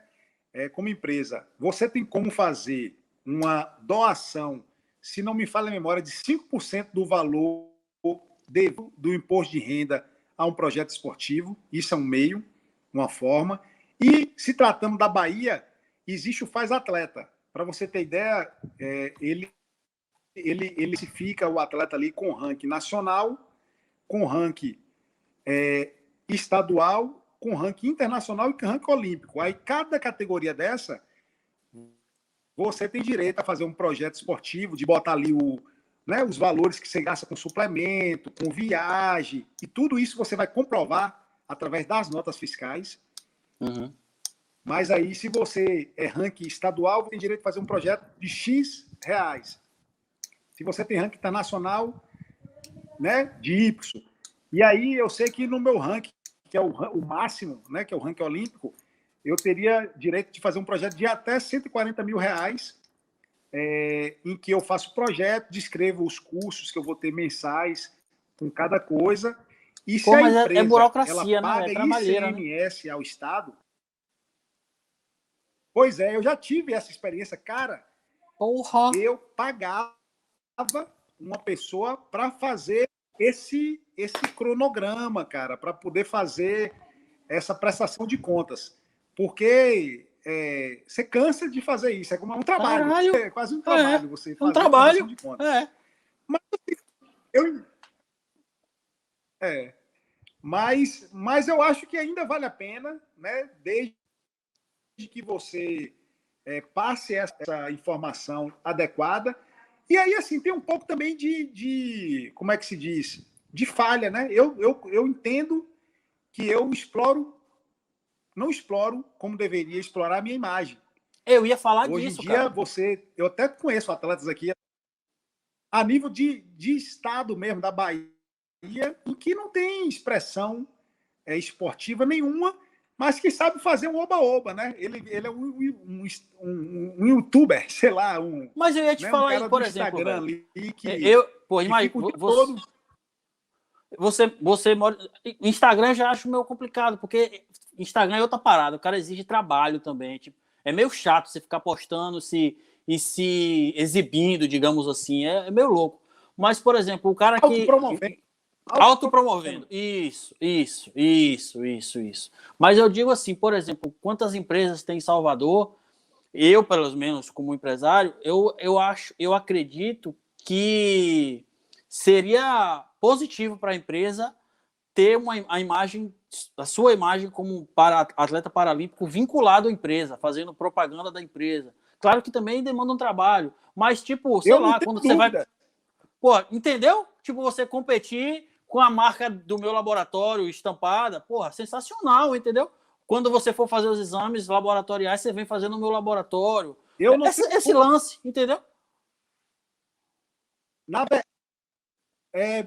você, como empresário, você está tendo a visão certinha. O que falta, às vezes, é esse link, ou seja, da marca, no meu caso, Renê Pereira, do atleta, juntar, de fazer esse elo, né, com a empresa, laboratório de Vinícius, ou enfim, seja a empresa qual for, e exatamente levar para o empresário essa visão, porque é uma visão autossustentável, né? Você vai estar vinculando sua marca da empresa a um projeto Claro, pô. esportivo, a uma história de vida, nesse ano, inclusive, há uma situação de que vai ter uma exposição de mídia. Eu confesso que Absurda, Olimpíada, né? assim, no ano de 2016, eu tive muita exposição de mídia.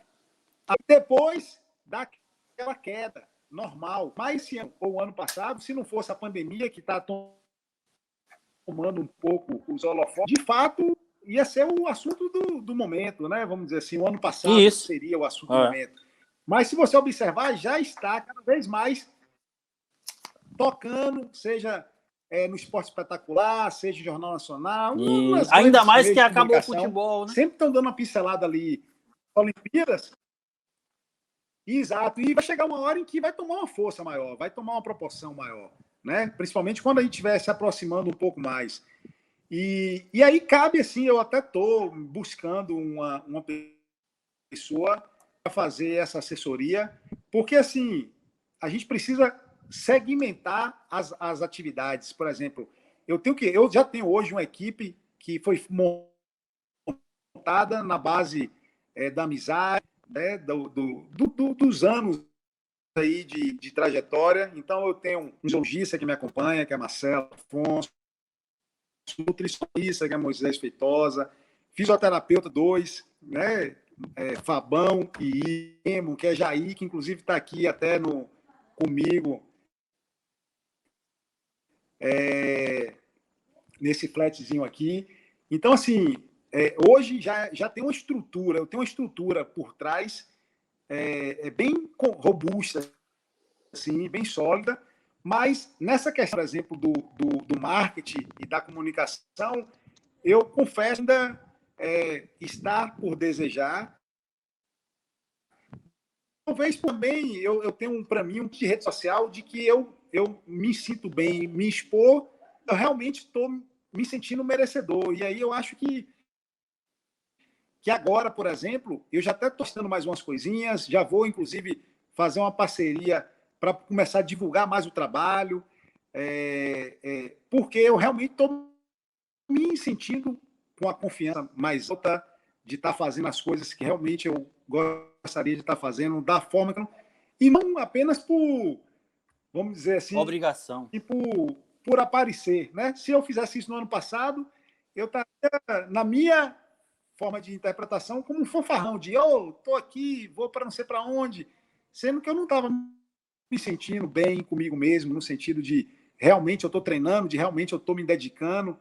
E esse ano, realmente, nesse momento que a gente está tendo essa oportunidade de falar, que vai ficar registrado aí no vídeo, eu realmente estou me sentindo assim, merecedor, estou fazendo da forma que eu acho que realmente deve fazer, dentro da nossa realidade de Brasil, dentro da nossa realidade de pandemia, né? E acho que tem tudo para dar certo. O futuro, talvez, Eu aqui também acho. 5 meses, a gente utilize o vídeo aí, né, para saber se realmente estávamos no caminho certo. Velho, porra, que papo massa, velho.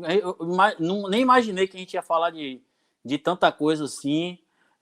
Infelizmente a internet deu essa travadinha no final aí, mas eu não vou deixar isso atrapalhar e nem perder o vídeo por causa disso, não. O papo foi muito enriquecedor para uma falha técnica deixar perder o brilho por causa disso. Sem dúvida. Quero desejar, né?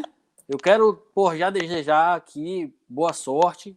Acho que você está no caminho certo em relação a se blindar de atenções externas, assim, focar mesmo na questão do treinamento, da performance, conseguiu se isolar, isso é massa, tá ligado? Esse lance de patrocínio, de redes sociais, de se divulgar, é claro que é muito bom pro atleta e tal, mas isso não pode tomar, na minha visão, né? Acho que isso não pode tomar um tempo maior do que o necessário para você realmente estar focado na performance. Não pode ser a prioridade. Isso. Não pode ser a prioridade, exatamente. E você, tem uma cabeça sensacional em relação a isso aí, tipo, cabeça fria, muito racional nas coisas. Não que a emoção não faça parte, a emoção faz parte. O esporte traz emoção, não tem jeito. Mas você busca sempre ser um cara muito racional. E eu espero demais ter uma oportunidade daqui a alguns meses fazer um podcast ao vivo com você, sem ser remoto, sem ser via internet. Se surgir a possibilidade daqui para frente de você com sua família passar um final de semana, uma semana aqui em Canavieiras, ou sei lá, tem Comandatuba aqui, tem minha casa, vai ser excelente. Ou se for o inverso, se eu tiver a oportunidade de dia em Salvador para a gente conversar, trocar essas experiências de como vai ser no caso em Tóquio e fazer essa segunda parte ao vivo, eu vou torcer demais para dar certo. Quero mesmo que dê certo, porque esse papo aqui de 1 hora e pouco, quase 2 horas, tão massa assim. Imagine presencial e imagine depois de toda a experiência que você tiver passado. Vai ser muito top.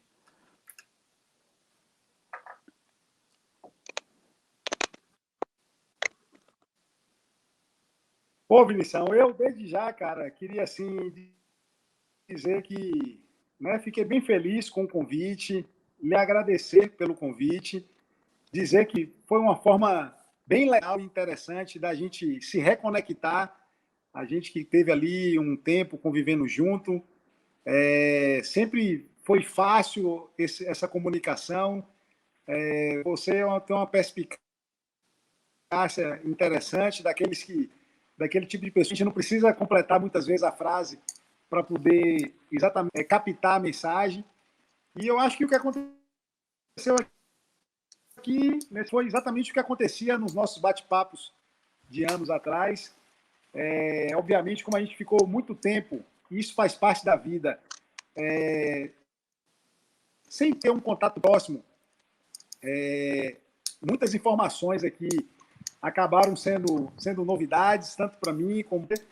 Mas o mais importante, eu acho, é perceber que é forte, que é só mesmo questão de de oportunidade e que a gente possamos nos encontrar presencialmente, seja para participar de um novo podcast da etapa 2, seja para poder dar um abraço e bater uma velha resenha, lhe dar um sacode, neném, no videogame. Apesar de que eu perdi um pouco a manha. Eu também, nunca mais joguei. Mas é isso, cara. Para mim foi uma honra. Para mim também. Eu também não. Para falar a verdade, eu comprei o PS4, mas eu vou dizer, cara, que para mim o PS2 é insuperável. O futebolzinho que a gente jogava no PS2 é o melhor. O PS4 ficou muito tecnológico, o jogador ficou mais lento. E eu acho que depende muito mais de manha do que realmente de dedo, né? O PS2 me dava uma sensação de que o dedo e a percepção de tempo e espaço... A gente estava mais no controle, né? A gente estava mais no controle. Preponderava ali no jogo. Depois da força que você imprimia no dedo. Sei lá, eu sei que o PS4 eu nunca me adaptei, assim, nem mais interesse de jogar como a gente jogava também ali naquela época. PS2. Nunca mais joguei também. Mas é isso. Foi, show de bola, bate-papo. Fico feliz aí, principalmente da gente estar se reencontrando aqui e trocando essa ideia. E vamos sim marcar aí. Não vou dizer que antes dos jogos, porque realmente está bem curta, mas depois não, antes ali dos de jogos, agosto, não, setembro, depois. Eu pretendo tirar um tempinho aí para dar uma curtida e a gente pode desmarcar. Óbvio que se você vier em Salvador, sinta-se convidado, dá um salve aí para a gente poder, pelo menos, né, nem que seja de forma rápida, ali e bater um papo. Valeu. Valeu mesmo, velho. Muito obrigado. Tudo de bom aí, sucesso, que a medalha venha, adorada.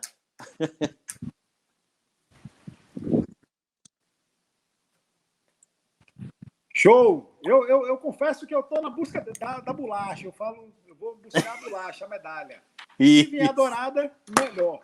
Né? A gente tem ali alguns países que ainda estão à frente, né? Como Ucrânia, Inglaterra, são países, Rússia, são 3 países que eu nunca tive a oportunidade assim, de bater os 3 em um mesmo evento. Mas eu acredito que realmente estou no caminho certo, estou buscando seguir um caminho que permita, né, que a gente possa estar o superando no próximo evento. Valeu. Valeu mesmo, velho. Brigadão. Sucesso aí. E aqui, ó, meu assessor aqui de câmera, artesão. 2009 tinha, talvez você conheceu por talvez a foto de neném. É isso, foi. Foi. Já está aqui quase um homem. É isso aí.